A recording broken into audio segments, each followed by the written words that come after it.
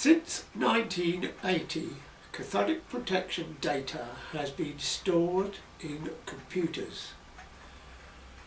But the difference between the electrochemical theory and most basic field practices has made it impossible to achieve computer analysis.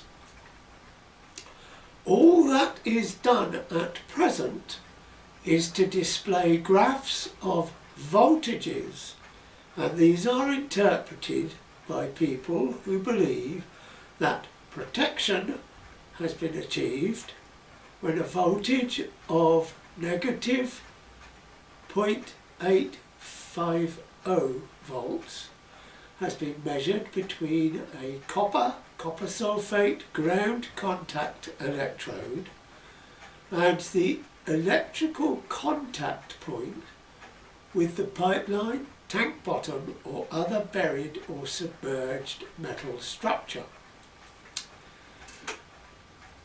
This module includes practical work that is designed to enable the student to understand how to examine this assumption and form their own opinions about the basic principles that they have been taught.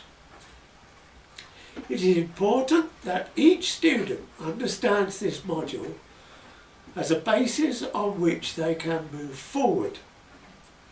At the end of the course, each student will be required to present a paper for publication on the Cathodic Protection Network website. The merits of each paper will be assessed by the membership of the Cathodic Protection Network. Experienced corrosion engineers and scientists will be able to check the validity of each step and are encouraged to express their opinions. This course has been online for many years now and has had many thousands of visitors.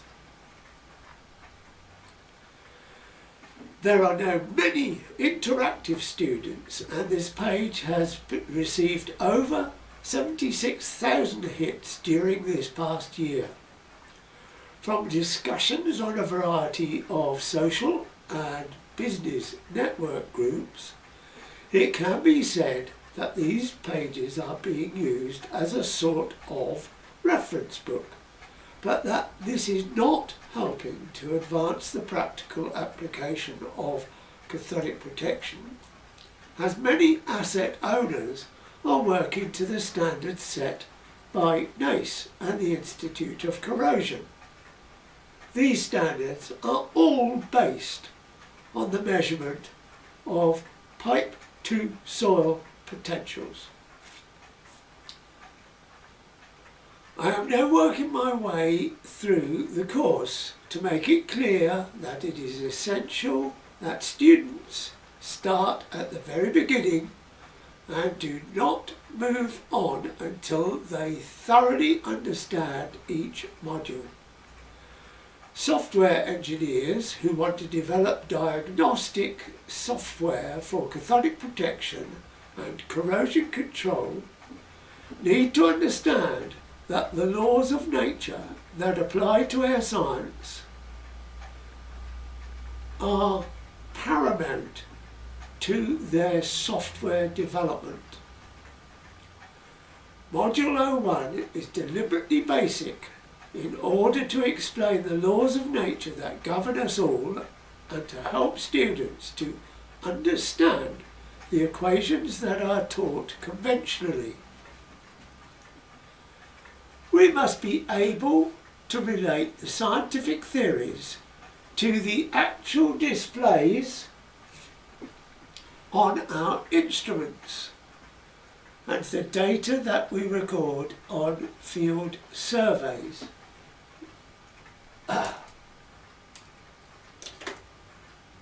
This is an oscilloscope. This is a data logger. These are the types of instruments that we use during our day-to-day work on field surveys, that is DCVG and CIPS, both of which I personally helped to develop.